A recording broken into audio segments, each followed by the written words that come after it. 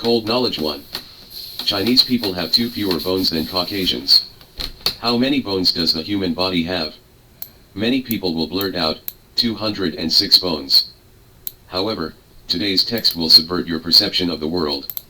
The fact is this: Caucasians generally have 206 bones, but East Asians, such as Chinese, generally have 204 bones. As shown in the picture, the little toe of a Caucasian has 3 bones. See the marks 1, 2, and 3 in the picture. As shown in the picture, the little toe of the Chinese has only 2 bones. See the marks 1 and 2 in the picture. Yes, you read that right. Chinese people have fewer bones than foreigners. It sounds absurd, but it is true. The thing is this: Caucasians have 3 bones in their little toes, but Chinese people have only 2 bones in their little toes. Because people have 2 feet, Chinese people have fewer bones than Caucasians. Aren't Chinese and Caucasians both human beings? Aren't they all descendants of Homo sapiens who left East Africa? Why do Chinese have 2 bones less than foreigners? Why is there such a strange thing? Have no idea. Scientists have been studying why Chinese people have fewer bones than foreigners, but until today, there is still no generally accepted and reasonable explanation. One explanation is this: because Homo sapiens left East Africa, the Chinese traveled farther than the Caucasians, so the degree of evolution was deeper. It may be due to the fact that the Chinese started farming on a larger scale, and the flexibility of the little toe is required.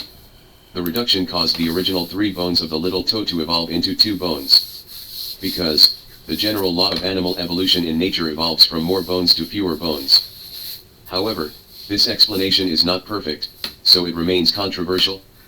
In short, Chinese people have 2 bones less than foreigners. The world is so interesting. Note 1. Not all Chinese people have only 2 bones in their little toes. Sampling shows that 73% of Chinese people have 2 bones, and 27% of Chinese people have 3 bones. Note 2. Not all the little toes of Caucasians have 3 bones. European scientists have done several samplings. The survey shows that 37% to 42% of Caucasians have 2 bones, and 58% to 63% of Caucasians have 2 bones. The kind of person has 3 bones. In other words, Caucasians and Chinese are the opposite. Most Chinese have 2 bones, and most Caucasians have 3 bones. In addition, it is worth noting that 80% of the Japanese, the little toe is 2 bones. Reference 1, Acta Anatomy 03, 1963. Observation on the number of the 3rd, 4th, and 5th phalanges in Chinese. Author, Wan Yobi, a famous anatomist in my country. Reference 2, Human skeleton bearing capacity exceeds granite. Author, Wang Xin, Physiology Professor, Central China Normal University. Cold knowledge 2. Why are Chinese people so smart? The per capita IQ of the 3 East Asian countries, China, Japan, and South Korea, is 105, while the European and American world is generally around 100. The IQ of other ethnic groups is lower than that of European and American races. This fact is well known. However, why do Chinese people have the highest IQ? That's an interesting question. Why do Chinese people have the highest IQ? There is no standard answer to this question. There are several explanations for the widely circulated one in the world. The first explanation, the theory of survival of the fittest. Among the farming races in East Asia, South Asia, the Middle East, and Europe, East Asians are the farthest from their hometowns in East Africa. In other words, East Asians are the farthest away from their hometowns in East Africa. What does this mean? This means that East Asians have suffered more rounds and more batches of survival of the fittest. In the end of the competition, the winners will naturally be smarter. Note, Indians have gone further than East Asians. However, America lacks seeds and cattle, and has not developed agriculture and civilization, which restricts the development of intelligence. As shown in the picture, the ancestors of Homo sapiens left Africa. In the farming areas of Eurasia, compared with Europeans, Middle Easterners, and Indians, East Asians have traveled the farthest. The Indians who are further away are not counted, because they without agricultural seeds and livestock, material underdevelopment limited intellectual development. The second explanation, the population density theory. The East Asian continent has unique farming conditions, so it has the highest grain output and the densest population since ancient times.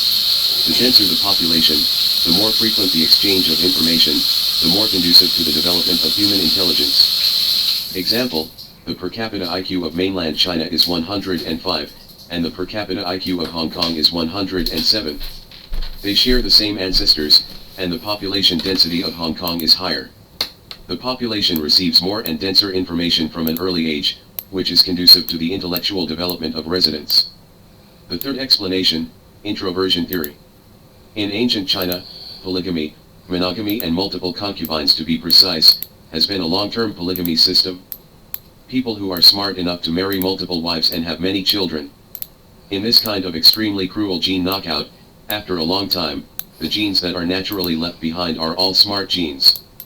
Furthermore, the imperial examination system in ancient China has formed an emphasis on education among the people, and in fact produced a kind of intelligence competition, which is also conducive to the development of national intelligence. It is also said that there were frequent wars in ancient China, and people were exacerbated and eliminated in the cruel living environment, so those who remained were smart. And so on, collectively referred to as involution theory. Of course, the above explanations are not perfect, and each has huge controversy. So far, it has not been widely recognized, so it can only be said to be for reference. Cold knowledge 3. Chinese. Is it Chinese? The word Chinese does not necessarily mean Chinese. Many netizens have made this mistake and need special attention. In the context of English, Chinese can mean Chinese or Chinese descent, depending on the context and context of speaking. For example, Chen Guangzai once said in an English speech, "I am Chinese." Many simplified Chinese netizens were moved, but in fact Chen Guangzai is not Chinese at all, he is a Canadian citizen. Edison Chen said in the speech that year, "I am Chinese" means I am Chinese, I am a Chinese, that is what it means, not I am Chinese, I am a Chinese citizen. Simplified Chinese netizens completely misunderstood. I am Chinese in Edison Chen's speech is a concept of culture and race, but it was translated into a concept of nationality by netizens who are not good at English. So when a person says I am Chinese, how do you tell if he means I am Chinese or I am Chinese? Give 2 examples. Example 1, Chinese American Bruce Lee. When he talks to you, you already know that he is American, and he says I am Chinese to you. At this time, he means I am Chinese. If he wants to express if it is clearer, he can say I am ethnic Chinese, which means I am of Chinese descent, which is more accurate. Example 2, you work in a multinational company, travel abroad, and chat with a group of foreign colleagues. They don't know your nationality. At this time, if you say I am Chinese, it means I am Chinese, but if you want to express to be more clear, you can say I am Chinese national, which means I am a Chinese citizen, and it will be very accurate. Cold knowledge 4. Why are the Han Chinese so powerful? Some netizens said that the Han people were killed by foreign enemies twice in history, once when the Qing soldiers entered the pass, and once when the Mongols destroyed the Song dynasty. This shows that the Han people are a weak nation. This statement is actually incorrect. In fact, from a historical point of view, for nomads, the Han people are the hardest bone in the eyes of nomads, and they are the most troublesome opponents for nomads. In history, the Han army is the most powerful opponent and the most difficult enemy in the eyes of the nomads in North Asia. First of all, when the Qing soldiers entered the pass, it cannot be counted purely as death to foreign enemies. The Ming dynasty was actually destroyed by peasant uprisings, and in essence, it was destroyed by natural disasters. Agricultural production decreased during the Little Ice Age. Yes, only the time when Mongols destroyed the Song dynasty. Yes, the Han Empire in the southern Song dynasty was indeed destroyed by the Mongols, but the question is, how long did it take for the Mongols to destroy the Song dynasty? The answer is, from 1235 to 1279, it took a total of 44 years. Among all the countries and nations conquered by the Mongolian cavalry, the Han Empire, Southern Song dynasty, was the most difficult and time-consuming. In other words, for the Mongols, they fought all over the Eurasian continent and found that the Han people are the most difficult enemy for them to deal with. So in fact, in the entire Greater East Asia and even the entire Eurasian continent, the Han people are the most powerful one of the nations. In earlier dynasties, a series of nomadic peoples such as the Huns, Turks, and Khitans wanted to conquer the Han people, but after a series of wars, they failed. Instead, they were often hanged and beaten by the Han people. In the end, the Han people carried them down. disappeared in history. So, why are the Han people the hardest nut to crack on the East Asian territory? Are the Han Chinese born a fighting nation? The answer to this question is also very complicated, but it is generally believed that the centralized system of the Han Empire was conducive to concentrating forces to fight large-scale wars, and this played a very critical role in it. It may not be the same as the understanding of ordinary netizens. In fact, it is not the courage of the common man that determines the outcome of a war, but the finance, logistics, and military technology of your military group. The centralized empire of the Han people is providing strong financial support. There are unique advantages in logistics support, and the development of military technology by concentrating excellent intelligence. Therefore, the strong comprehensive strength of the centralized empire can be effectively transformed into powerful combat effectiveness on the battlefield. Question 5. Why did the population quadruple in the Qing dynasty? Many history buffs say that the population of China at the end of the Ming dynasty was less than 100 million, but by the end of the Qing dynasty, China's population had risen to 400 million. Why? Generally speaking, the following points are considered in this matter. The first point, first of all, before the Emperor Yongzheng of the Qing dynasty implemented the dividing into the mu, the phenomenon of concealing the number of household registrations was common in all parts of China. Why should the household registration be concealed?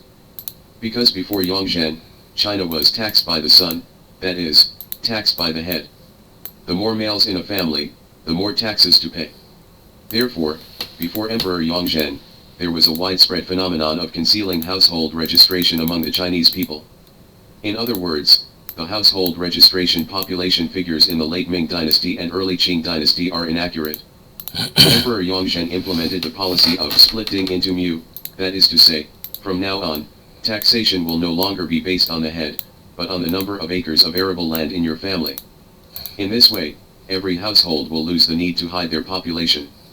So the results of the household registration census show that the population has suddenly increased, but it is actually a part of it that was concealed before. The second point, but at the same time, Emperor Yongzheng's promotion of splitting into mu has indeed promoted births, because in the past, having more children required paying more taxes, but now having more children will not lead to more taxes. Those who have surplus food will desperately give birth to babies.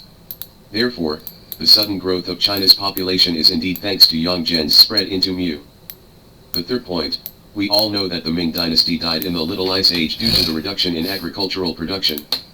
However, in the Qing dynasty, during the reign of Emperor Kanzi, Yongzheng, and Qianlong, China gradually came out of the Little Ice Age and the climate gradually warmed.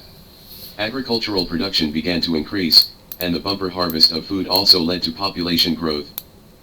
The fourth point, due to the suggestions of officials, the Qing government vigorously promoted the planting of 2-crop rice and 3-crop rice in southern China. This active agricultural policy also strongly promoted the increase in China's grain production. The results of the bumper harvest were finally reflected in the population. Grow on. In addition, the Qing government encouraged and guided the people to reclaim a large amount of cultivated land, and used all kinds of idle lands such as smear fields, lake fields, polder fields, sand fields, frame fields, pheasant fields, terraced fields, etc., and implemented large-scale agricultural development. The area of cultivated land increased. It also promotes a good harvest. Fifth point, the introduction of high-yielding crops. Specifically, it is the introduction and vigorous promotion of foreign high-yielding crops such as sweet potatoes and potatoes. The yield per mu of these crops is generally 3 to 6 times that of rice. There should be others, and netizens are welcome to add.